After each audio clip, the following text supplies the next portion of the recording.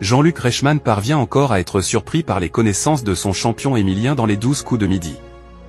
Une séquence diffusée le dimanche 27 avril 2025 en est l'illustration.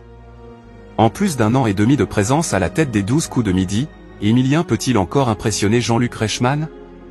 Avant de voir débarquer l'étudiant en histoire, l'animateur a vu des grands champions défiler.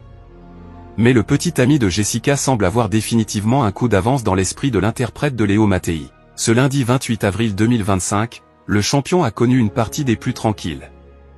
Exemple de duel au terme de la première manche, il a ensuite été défié mais la question ne lui a posé aucun problème. Quel célèbre musée est situé en Espagne, parmi le musée de l'Ermitage, le musée du Louvre, le British Museum et le musée du Prado?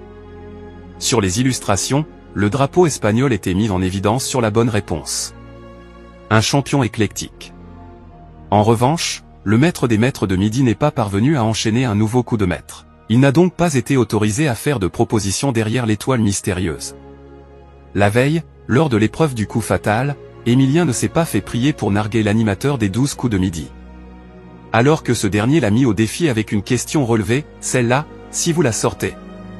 Non.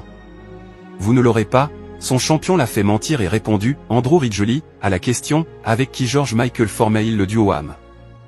Émilien comparé à une mitraillette. Une séquence qui n'est pas passée inaperçue, ni pour les téléspectateurs, ni pour Jean-Luc Reichmann, interloqué, c'est une mitraillette.